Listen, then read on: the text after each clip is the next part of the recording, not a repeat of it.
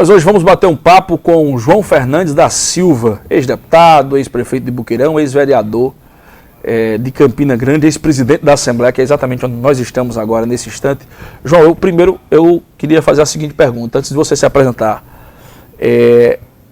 Chegar à presidência da Assembleia Legislativa da Paraíba, o cara que nasceu lá no distrito do Marinho do Boqueirão, não foi uma tarefa muito fácil não, né? Ou foi? Ou isso chegou muito fácil? Com certeza absoluta terá sido muito difícil, não foi muito difícil chegar à presidência, mas as circunstâncias favoreceram o meu ingresso nessa condição de presidente da Assembleia Legislativa e da Assembleia Estadual Constituinte.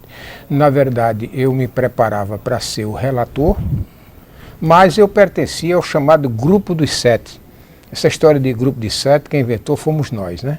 Eu pertencia ao Grupo dos Sete. E o Grupo dos Sete teria direito de escolher um dos candidatos, porque, inclusive, nós representávamos a maioria da bancada do PMDB. E, nessa escolha, saiu o meu nome.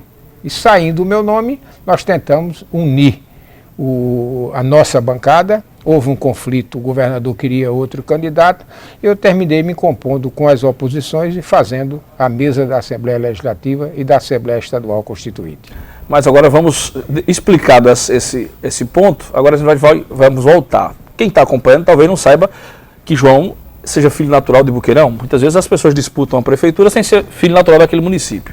Eu queria que você contextualizasse aí a história de João Fernandes. Você nasceu no distrito do Marinho, qual o ano que João sai de Boqueirão para estudar, como é que volta, foi prefeito logo, foi vereador logo em Campina Grande, como é que a política chegou na veia de João Fernandes? Na verdade, originariamente eu sou filho de Cabaceiras, porque o povoado do Marinho pertencia ao distrito do Boqueirão e o distrito de Boqueirão pertencia à Cabaceira. Então você é meu conterrâneo. Com certeza. Então Boqueirão emancipou-se em 1959 e com a emancipação do Boqueirão eu costumo dizer, brincando, que eu sou filho de Cabaceiras, emancipado por Boqueirão, mas fui criado por Campina Grande, entre o bairro do São José e o bairro da Liberdade, especificamente na Rua do Bezerra. E aí quantos anos que você entra na política, João? Rapaz, olha só, eu participei da política estudantil, tanto da Universidade Regional do Nordeste, quanto da Universidade Federal da Paraíba. Eu fazia comunicação social na regional e fazia economia na Universidade Federal. E, por conta dessa participação política, no dia 27 de agosto de 76, eu fui para uma convenção do PMDB, ou do MDB naquele tempo, e saí candidato a vereador. E ganhei as eleições e fui ser vereador de Campina Grande de 1º de fevereiro de 97 a 31 de janeiro de 83. Aí depois, foi aí que veio o convite para voltar a Boqueirão? Sim, não, aí não. Aí eu fui eleito deputado em 82, pela primeira vez. Reeleito deputado em 86. Então você sai da Câmara de Campina para ser deputado? Deputado. Antes, porém, eu já tinha sido candidato a deputado em 78. Tive uma votação espetacular em Campina Grande. Deixei de ser deputado já em 78, com apenas 2 anos de mandato de vereador em Campina, por pouco menos de 200 votos. Foi naquela campanha que assassinaram Fernando Cunha Lima. A gente fazia, inclusive, uma dobradinha na cidade de Campina e em algumas cidades da região. Infelizmente, Fernando partiu e eu continuei na luta e me elegi deputado da Paraíba, notadamente de Campina Grande. E quando é que chega o convite para ser prefeito da sua terra? Na verdade, em 1990, já tendo exercido 2 mandatos de deputado, tendo sido presidente da Assembleia e presidente da Assembleia Estadual Constituinte, eu decidira, junto com a minha esposa, de que eu ia ser advogado. Eu tinha me formado para isso, eu tinha me qualificado para advogar. Então nós acertamos as contas com a Ordem dos Advogados da Paraíba e decidi que ia ser advogado. Só que a gente não manda nessas coisas. A realidade, o destino às vezes depende de nós, não depende de nós. Então o que é que me ocorreu nisso aí? Os companheiros de Boqueirão colocaram sobre meus ombros a responsabilidade de conduzir aquela campanha. Aliás, eles chegaram a dizer, ou não, você é nosso candidato, ou nós vamos perder as eleições. Na dúvida, eu não ia deixar os amigos na mão. Eram exatamente João Paulo Pai, João Paulo Leal e Manuel de Almeida Andrade. João tinha deixado a prefeitura, Manuel Andrade havia assumido e encontrava-se comigo aqui em João Pessoa, quase toda semana, uma pesquisa na mão. Só você ganha as eleições. Eu não tive outro caminho. A não ser aceitar o desafio, ir para Boqueirão, disputar e ganhar as eleições.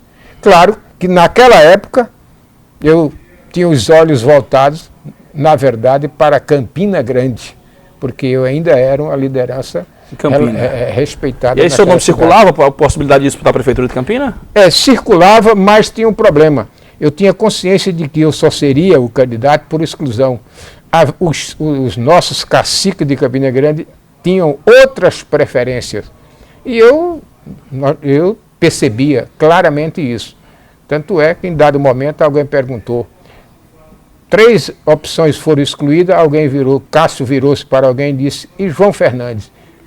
Mário de Souza Araújo, cabaceirense como nós, de saudosa memória, irmão de Félix, diz, João já é eleitor de Boqueirão. Então, eu perdi a oportunidade de servir com a Campina Grande, mas ganhei a oportunidade de servir a terra onde de fato eu nasci. E você serviu a Campina como deputado, né? Servi a Campina como deputado, como vereador durante 6 anos. Foi 6 anos e pulei logo para deputado estadual. Alguns colegas da legislatura, que participou da legislatura com você, que você possa lembrar em Campina Grande? Por exemplo, Álvaro Galdense Neto. Nós somos 2 eleitos deputados estaduais. Fomos vereador em Campina Grande e deputados estaduais. Lindaci Medeiro, Mara Araújo, Ari Ribeiro, Rildo Fernandes, Coronel Rafael, José Sobreira Tagino, Hermes Ramos, enfim, Rildo Fernandes, era uma tropa relativamente boa e grande. Qualitativa. Éramos 17 vereadores em Campina Grande. Então, eu, graças a Deus, me relacionei muito bem com essa turma, embora cumprisse o meu papel de fazer oposição ao governo de Anivaldo Ribeiro. Como prefeito de Boqueirão, chegou à prefeitura com o grupo lá que você está falando aí, de João Paulo Manuel Andrade, o que é que deu para fazer como prefeito, o que é que ficou marcado lá como prefeito, o que é que deu para fazer? Olha, Bruno, eu gostei da experiência de ser prefeito. Primeiro, nós priorizamos na prática, na realidade, o que se chama educação. Para que você tenha uma ideia, o prefeito é obrigado a aplicar, no mínimo, 25% de todo o dinheiro, ou usar a linguagem do povo, apurado ou arrecadado na educação. Primeiro ano eu apliquei 27%. No segundo ano eu apliquei 34%. No terceiro ano, que era em 95, eu apliquei 43%. E no quarto e último ano de minha administração, eu apliquei 51,84%.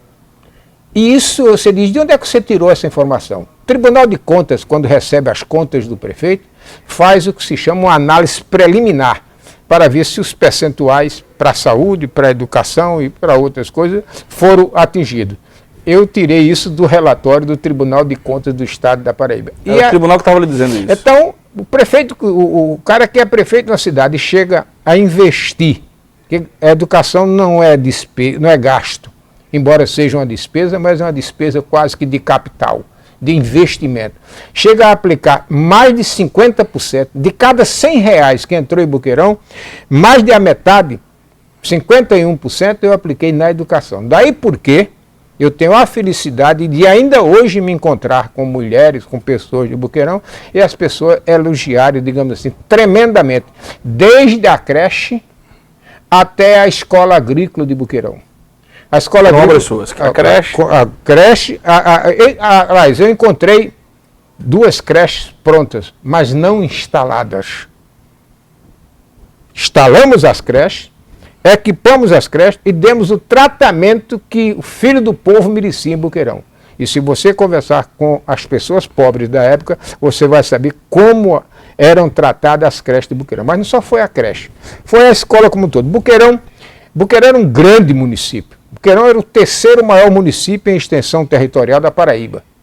6 distritos, dos quais... Relembrei os distritos. Dos quais...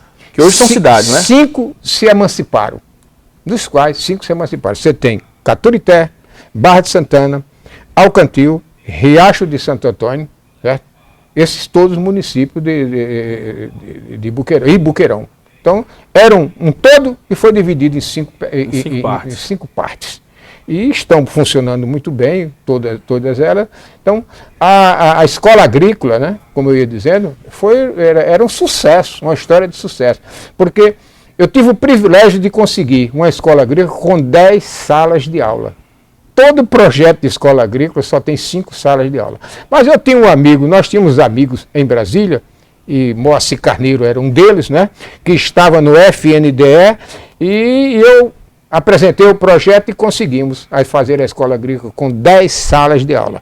Porque nós já tínhamos ali, na minha cabeça já tinha um propósito, um grande objetivo. Já estava vendo o futuro. Já estava vendo o futuro, que era implantar ensino superior em Buqueirão. Eu não entendo, porque depois que eu deixei a Prefeitura Municipal de Buqueirão, não cuidaram dessa questão. Não cuidaram dessa questão, porque eu deixei as condições ofertadas, dadas, prontas, as condições prediais, todas prontas. Para quê? Porque se colocou em Sumé, se colocou em Monteiro, se colocou em Itabaiana, em todo canto se colocou campus da Universidade Estadual, ou da Universidade Federal, ou Instituto Federal de Educação. É por isso que, inclusive, agora tem uma campanha que eu estou apoiando plenamente, porque isso já fazia parte dos nossos propósitos. Dar a Buqueirão e a região polarizada de Buqueirão, porque Buqueirão tem tudo para ser o maior centro produtor, um dos maiores centros produtores de alimento deste estado. Porque nós podemos, viu, Bruno, inclusive, perenizar o Rio Paraíba de Monteiro até chegar aqui em Cabedelo. É possível. Inicialmente, perenizar com a quantidade pequena de água, que são as águas do açude de Poções, lá em Monteiro, as águas do açude de Camalaú e as águas do açude Cordeiro. Todo mundo sabe que o açude Cordeiro passou quase 10 anos secando. É no Congo. O Cordeiro é no Congo. É no Congo. Por que o açude de Congo, do Cordeiro do Congo secou? Porque se retirou mais água do que podia. Porque para gestão de água você tem um limite. Você só pode tirar até tantos litros ou tantos metros cúbicos por dia. Se você tirar mais do que aquilo, o açude, o reservatório, vai secar antes do tempo. Se houver gestão de água, nós temos condições de perenizar o Rio Paraíba, de Monteiro, pelo menos até Buqueirão, com as águas de São Pedro, né? Eu faço essa brincadeira, as águas de São Pedro e as águas de São Francisco, porque as águas de São Pedro são aquelas que estão caindo direto da chuva, na bacia hidrográfica do açude Epitácio, que vem de Monteiro e vem lá de Itaperuá. E com as águas de São Francisco, se você já pereniza o rio, já garante o fio de prata carregando água, descendo o rio abaixo, 1 metro cúbico, 2 metros cúbicos, 3 metros cúbicos, 4 metros cúbicos, ou até os 9 metros cúbicos, que é o limite. Hoje, para o estado da Paraíba, nós perenizamos o Rio Paraíba e incorporamos milhares e milhares de hectares e, consequentemente, milhares de trabalhadores para produzir tomate, pimentão, cebola, batata, todas as outras, as cultivares próprias, tudo. Você pode, quem tem água pode produzir o que quiser. Ô João, mas voltando para Buqueirão, você tem como dimensionar, você tem acompanhado, tem como dimensionar o que Buqueirão produz, o quanto produz? Você tem essas informações? Não, eu não tenho me preocupado com isso. Eu tenho convivido com isso. Sempre que eu vou a Buqueirão, eu vou aos campos de tomate, aos campos de cebola. São muitos, né? São muitos. É impressionante. Você com aquele seu drone perfeito, você pode se dar, aquele drone, você pode se dar o luxo de ver o que é que se produz. Se produz muito mamão em Buqueirão, se produz muita cebola em Buqueirão, se produz tomate em Buqueirão, pimentão em Buqueirão, ou seja, você fica ali parado na saída da cidade de Buqueirão, que você vê quantos carros, ou caminhões, como diz o povo, saem carregados. Semana retrasada eu estive lá, o cara estava acabando de botar 580 caixas de batata em cima de um caminhão. Depois onde é que vai essa batata? Para Recife. Não vem nem para aqui, ó. Não vai mais nem para a Ceasa, porque certamente a Ceasa e João Pessoa são abastecidos por outras fontes. Mas eles tiram direto para Boqueirão. A capacidade de Boqueirão é extraordinária. E tendo a água do São Francisco, você tem 1.000 ou 2.000 hectares para o sul de Boqueirão, agricultáveis, capaz de ser incorporado, digamos assim, à produção. Aquela produção bonita que você vê lá no Cerrado, fazer como outro, lá no norte do país, respeitada a proporção, nós temos condições de fazer aqui. Existe uma coisa, Petrolina, lá em Pernambuco, no limite com o estado da Bahia, Petrolina tem um projeto de irrigação espetacular. Agora, se os políticos da Paraíba tivessem cuidado, aquele projeto tinha nascido primeiro aqui. Primeiro aqui, né? Primeiro aqui na Paraíba. Só um dado, João. A proporção que Petrolina cresceu, Petrolina passou Caruaru no último censo. Mas não tenha dúvida. Se agigantou e tudo a partir da produção agrícola. Mas por que é que Boqueirão é diferente das outras cidades? Com todo o respeito que as outras cidades têm e cada um de acordo com as suas condições. Se eu tenho uma cidade que tem pouca água, essa cidade não pode abrir uma grande indústria. Né? Eu tentei uma vez levar uma indústria para Boqueirão e eu não consegui levar essa indústria, que era beneficiadora de um minério de São Domingos. Traria o minério de São Domingo para ser beneficiado em Boqueirão, mas não tinha potencial de energia elétrica. E, portanto, a empresa não dava para ela se instalar em Boqueirão. Porque ela precisa, para ter indústria, para gerar emprego e, consequentemente, você tem que ter água, você tem que ter energia e tem que ter solo. No caso da agricultura, Boqueirão tem. Porque Boqueirão tem, aquilo que eu disse, de 1 a 2 mil hectares ao sul de Boqueirão, mas ao norte de Boqueirão, eu não sei se você conhece esse detalhe. Naquela região ali de Caturité, tem uma área totalmente agricultável, e não é a pequena agricultura não, é a agricultura intensiva, certo? A agricultura em quantidade.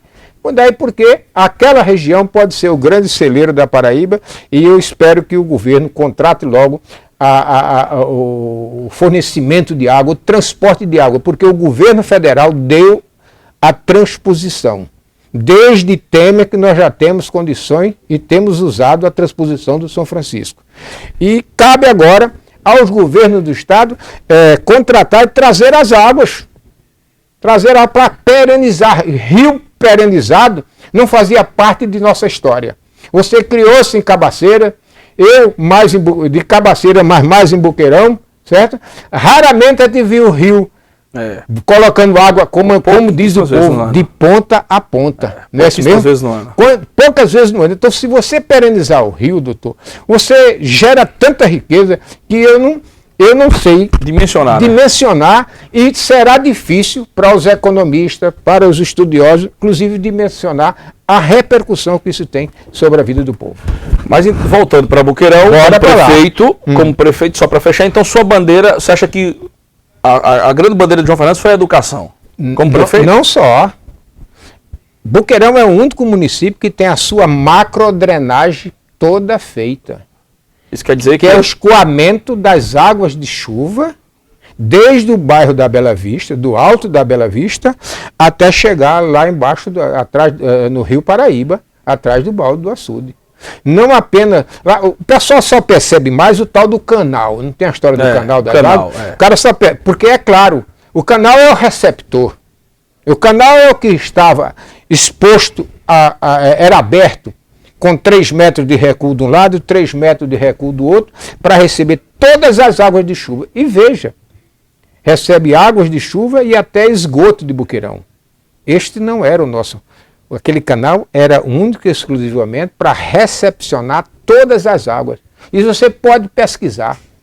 Não acredito que tenha no Cariri, outro município, que tenha o chamado macrodrenagem, ou seja, a drenagem, o encaminhamento das águas de chuva para o devido lugar, para que ela efetivamente corra pelo canal e corra para o Rio Paraíba. Esse também foi um projeto, então... Esse foi outra coisa que eu considero espetacular. Mas, na verdade, Bruno, Foram 2 mandatos como prefeito, né? Um mandato de 4 anos. E outra, eu tinha 6 distritos. Eu tive que preparar todos... Eu tive que preparar Caturité, Barra de Santana, Alcantil e Riacho de Santo Antônio. Sabe para quê? Para virar cidade. Onde é que se instalou a sede da prefeitura de Barra de Santana? Numa escola que eu construí. Onde é que se instalou a prefeitura em Alcantil? Numa escola que eu construí. Porque eu fiz uma escola com uma espécie de um núcleo administrativo e deixando as laterais para fazer a sua expansão. Eu não sei se você percebeu que em Caturité tem uma escola que tem um núcleo administrativo lá nos fundos e tem várias salas de aula nas laterais. Sabe quem começou aquilo? Foi o João Fernandes. Ou seja, em cada distrito de Buidé, eu fiz o que tinha que ser feito.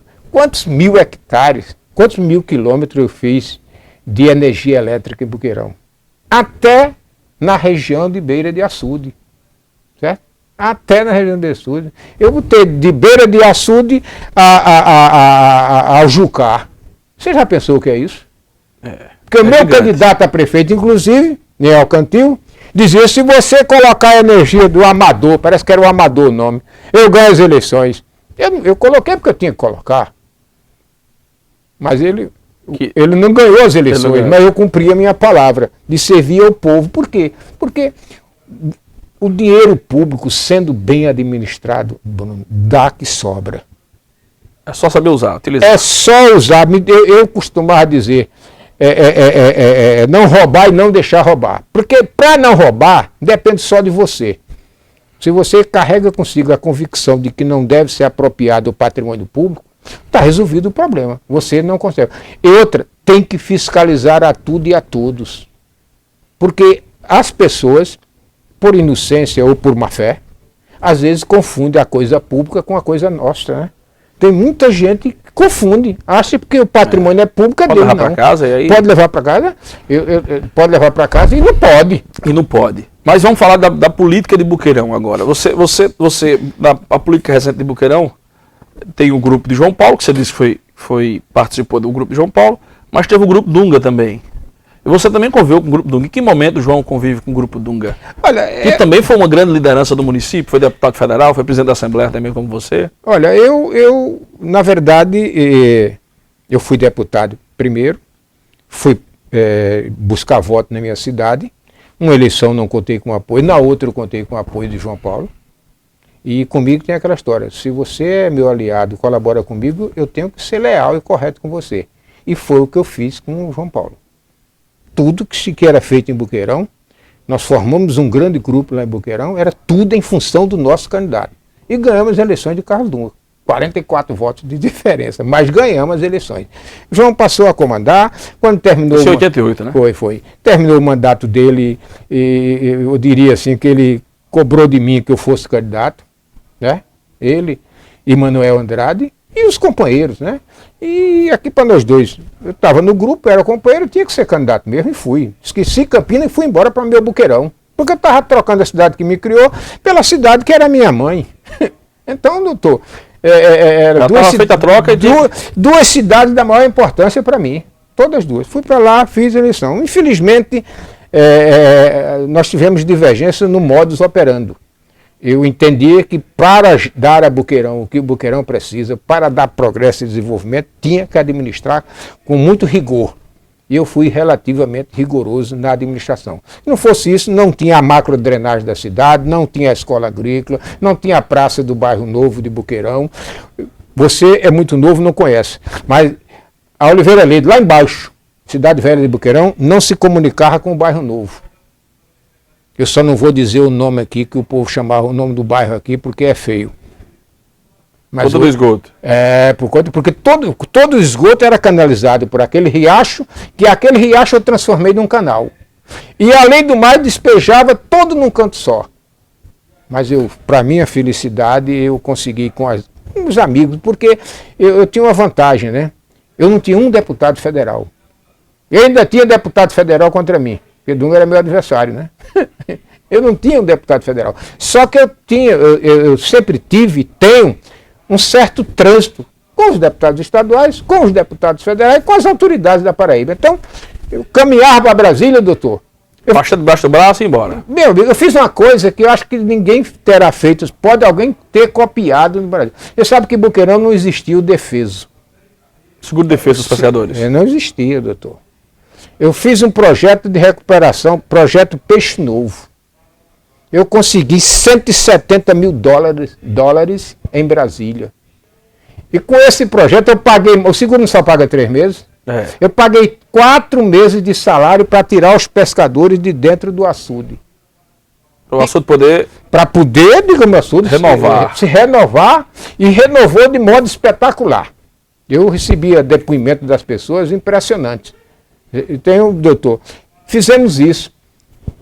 Hoje, todo pescador do Boqueirão tem acesso ao seguro de defesa. Você pode procurar a doutora a Maura. Maura da Pesca. Maura da Pesca. Maura era assistente social da prefeitura, virou Maura da Pesca. Ela de pesca mesmo, ela era filha de pescador. A verdade era essa. Então, nós fizemos. Se eu fosse contar, porque eu nunca me preocupo com esse negócio de enumerar ponto por ponto do que eu fiz. Porque se eu fosse contar o que eu fiz, mas basta o que eu fiz em educação, em infraestrutura da cidade, em eletrificação rural, e aqui para nós dois, as estradas de Boqueirão, com a patrão velha da Catrepilha, que foi vendida na sucata depois de mim, depois de João Fernando, certo? Eu conseguia pôr as coisas em funcionamento. Mas quando a gente quer, meu filho... Faz, né, João? Faz. Agora eu quero saber a relação com Dunga. Onde é que João se relaciona com Dunga? Em algum momento da política? É porque eu me afastei do grupo de João Paulo. Eu acho que eu fui injustiçado. Eu não merecia o tratamento que eu recebi. E por conta disso, eu me afastei. E Dunga só vivia atrás de mim. É impressionante, né? Claro. Adversário sempre vai atrás do outro, né? Para atrair. E eu não tinha como apoiar João, porque eu acho que, no meu entender, eles não foram justos e corretos comigo. Aí tive a oportunidade de apoiar. Casé apoiou esse candidato de Carlos Dunga. Dió, Casé, tal, participando tudo. Ficamos mais próximos. Embora não tenha recebido ainda o apoio que eu merecia e que eu esperava também do mesmo grupo. Mas... Em 2012 você disputou a prefeitura? Foi em 2012... Dunga tinha um candidato, João Paulo tinha um candidato e você saiu numa terceira via? Não, eu era o candidato de Carlos Dunga. 2012? 2012. Carlos Dunga pegava em Campina Grande e reclamava quando eu não estava em Boqueirão fazendo campanha. Casé, o filho de Carlos Dunga, era o prefeito? Era o prefeito e Casé tinha outra preferência. Eu acho que eu não estou sendo, eu espero que eu não esteja sendo injusto com Casé e com Carlos Dunga. Eu não quero ser injusto com ninguém, nem estou ofendendo, nem então, você acha que Carlos Dunga queria uma coisa e Casé queria outra? Eu acho que Carlos Dunga queria o João Fernandes.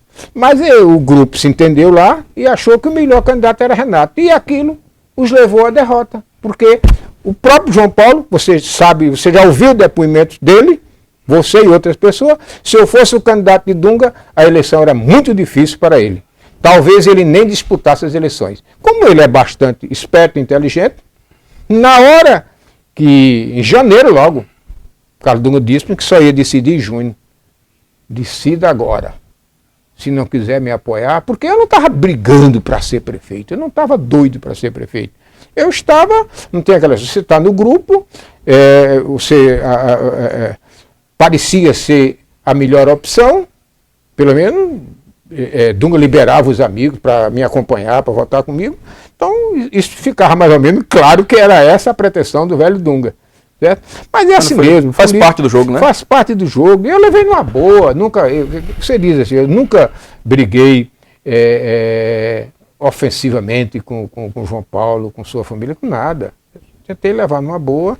Carlos Dunga, de igual modo, não concordei com a posição que eles tiveram que tomar, mas sempre respeitei. Então, numa boa, porque as oportunidades que o povo e a vida me deu, eu procurei honrá-las da melhor forma possível. Isso é importante, né? E é o que nos interessa, Bruno. E nesse debate aqui, a gente hoje escuta muito falar em FAMUP, Federação dos Municípios da Paraíba, principalmente agora as prefeituras falando em crise, e a FAMUP, de fato, nos últimos anos, ela tem dado uma oxigenada, tem defendido a bandeira municipalista, mas pouca gente sabe que foi você que fundou a FAMUP, né? Eu fui presidente da Associação dos Municípios do Cariri, que estava acabada lá em Serra Branca. regularizei a situação da nossa associação de municípios e dali reuni os presidentes de associação de municípios do estado e em Campina Grande, no dia 5 de abril, me parece de 75, criamos a Federação das Associações de Municípios do nosso estado. Eu sou o presidente e fundador da federação. Fui eu quem redigiu o estatuto, fui eu quem fez. Não tem a logomarca? Aquela logomarca que tem um trevo de quatro pétalas, foi João Fernando quem fez aquilo. Elaborei o estatuto com meus companheiros, contei com a ajuda dos 11 presidentes de associação, fizemos um dos maiores eventos feitos no Centro de Convenções de Campina Grande, porque o grande Centro de Convenções de Campina ainda é o Garden Hotel. Aliás, foi ali que nós descobrimos aquilo. A filha de Manezinho Mota, que dirigia aquele negócio, ela disse que a partir daquele evento, o Centro de Convenções deslanchou. Porque nem eu mesmo sabia da importância do Centro de Convenções, da dimensão, da grandeza e da importância que ele tinha. Mas escolhi aquele para minha felicidade e para a felicidade do estado da Paraíba e da gestora lá, escolhemos aquele local, fizemos um grande evento. Bajas Negre, Nelson Jubim, esse que é chefe da Casa Civil, como é o nome dele? Não é o chefe da Casa Civil, é o representante do governo, aquele que faz da comunicação. Do governo do estado? O de articulação do federal, o ministro. Torcemos para Campina Grande aqui, nós trouxemos os 3 senadores da Paraíba, nós fizemos um dos maiores eventos. Ministro da Saúde, ministro Nelson Jubim, o que é que eu queria mais, né?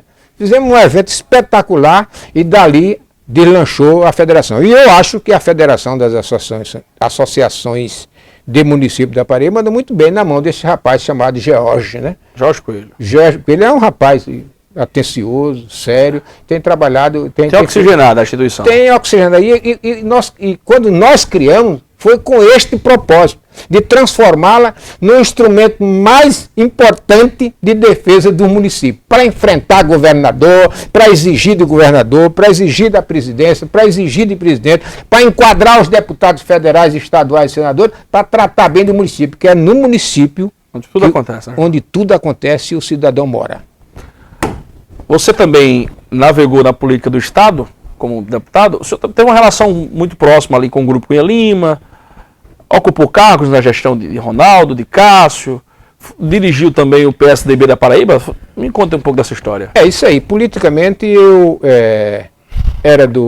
fui eleito vereador de Campinas pelo MDB. Ele foi transformado em PMDB.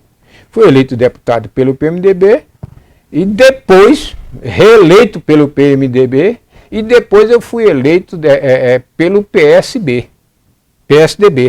No PSDB, exerci um mandato aqui, aí fui embora para ser prefeito de Boqueirão. Quando eu estava na prefeitura, eu percebi que o PSDB da Paraíba precisava de levar um choque de gestão, um choque de administração política.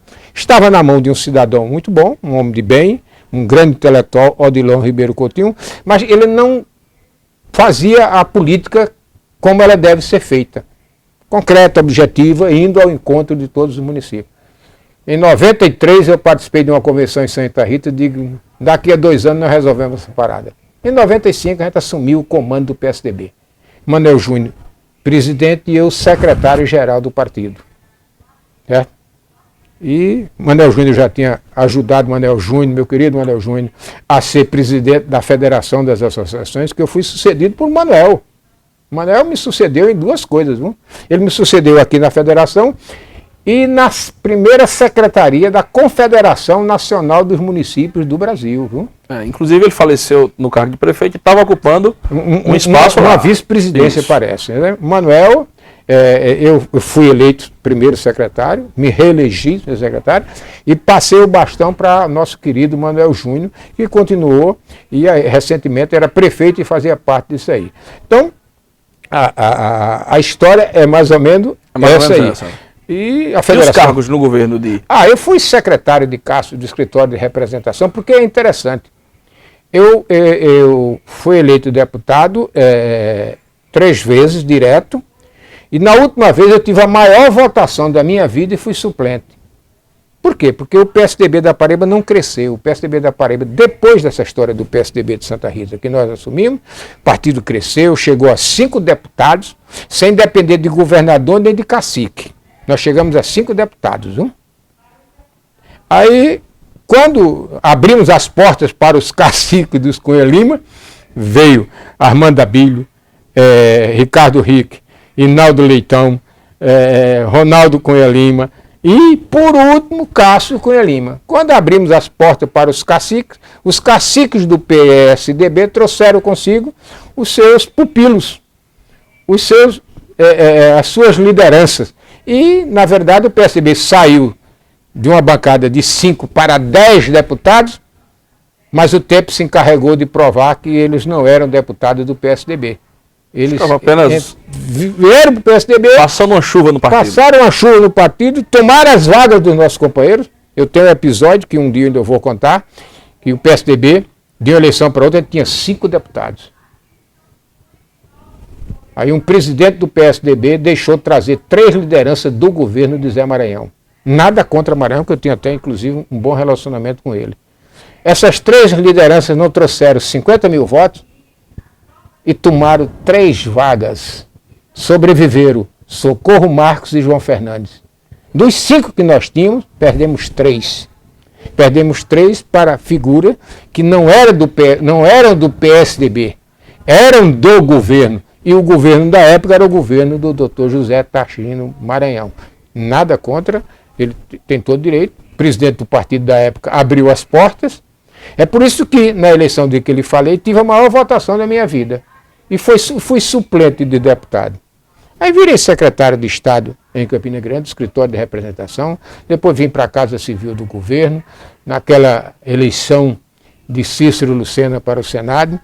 E essa história, se eu for contar, vai tomar muito tempo. Deixa para outra vez a gente conversar. Vai ter outros momentos. Mas, enfim, o tempo é curto mesmo. E, João, a gente vai finalizar esse bate-papo perguntando agora sobre o futuro. Se João ainda tem disponibilidade, disposição para disputar algum cargo. Buqueirão tem eleições no próximo ano, como em todos os municípios. Você pretende, você sonha ainda em administrar Buqueirão? Tem se movimentado para isso? Acha que já contribuiu? Está de boa? Como é que você está pensando o futuro?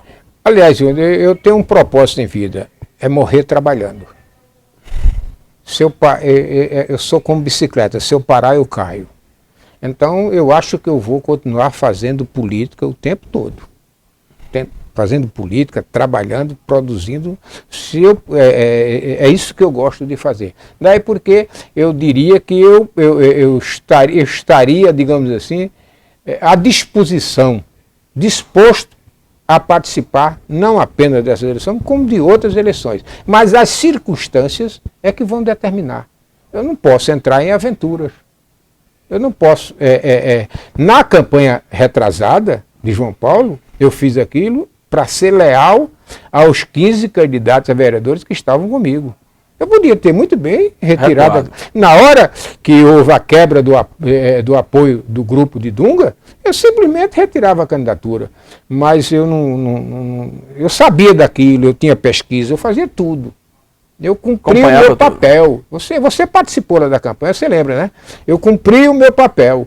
Quando foram eleitos 3 vereadores do nosso grupo, para nós 2. Então, eu vou estar sempre à disposição, porque eu sou verdadeiramente, eu sou um animal político assumido. Assumido. Eu não me vejo fora da política, eu participo sempre dela. Ou apoiando, ou discutindo, ou trocando ideia, ou dando sugestão, ou montando, ou planejando, ou montando estratégia, porque é o que eu gosto muito de fazer política. Ou seja, se tiver cenário, se a oposição estiver unida lá em torno do nome de João, você pode disputar a prefeitura. Não descarta essa possibilidade. Eu não posso descartar essa possibilidade, mas eu quero trabalhar pela unidade. Entendi. Unidos, a gente escolhe um candidato. Se tiver quem some mais também, não tem problema nenhum. Nenhum problema. Na campanha passada, Deus queria ser candidato, isso na hora. A coisa melhor do mundo é você dar oportunidade a quem quer. O cara quer ser candidato a prefeito, passou 2, 3 anos trabalhando para ser candidato a prefeito. Como é que eu iria privar, me contrapor a candidatura daquele rapaz? Não, isso não entra na minha cabeça não. É outra coisa, eu já fui prefeito. E aí você foi para os bastidores da campanha dele, né? Ajudou. Fui ajudar como pude na campanha dele. A verdade é essa mesmo, porque tem que ser assim, doutor. Agora o momento, lhe atrapalhando, o momento hoje ele é mais delicado, porque Edilson continua nutrindo o desejo de ser candidato, mesmo tendo alguns impedimentos na justiça que ele acha que consegue resolver até lá, e Dunga já disse publicamente que não vota em Dilson. Trabalha outro nome. Ou seja, tem que ter uma equação para estar todo mundo junto, né? Para não ter dificuldades, né? Nós só evoluímos em Boqueirão se nós construirmos esta unidade. Certo? Eu sei que é difícil a gente indicar um candidato puramente de Dunga ou puramente de Dilson. Eu espero que a gente possa crescer, evoluir e entender que o fundamental é disputar bem as eleições. Então, o candidato para prefeito de Boqueirão, o melhor candidato é aquele que une mais. Seja, eu não sei se vai ser A, B, C, D ou E. Não quero, e nem... Quem mais somar? Quem mais somar? Porque aqui para nós dois a campanha é uma guerra, doutor. Se você parte dividido... você não viu o exemplo de Carlos Dunga? O simples fato de eu recuar e manter apenas uma candidatura pro forma, para cumprir a tabela... Já foi suficiente para o candidato dele? Foi necessário e suficiente. E João Paulo reconhece isso, outras lideranças do Boqueirão reconhecem isso. Você diz, então não dá mais para repetir, né, João? Não dá para... Os exemplos eu acho que eu já dei a minha parcela para esse tipo de jogada. Eu já dei. E eu mantive por uma lealdade. Eu tinha 15 candidatos a vereador. Eu podia abandonar os companheiros? Não. Eu cumpri o meu dever.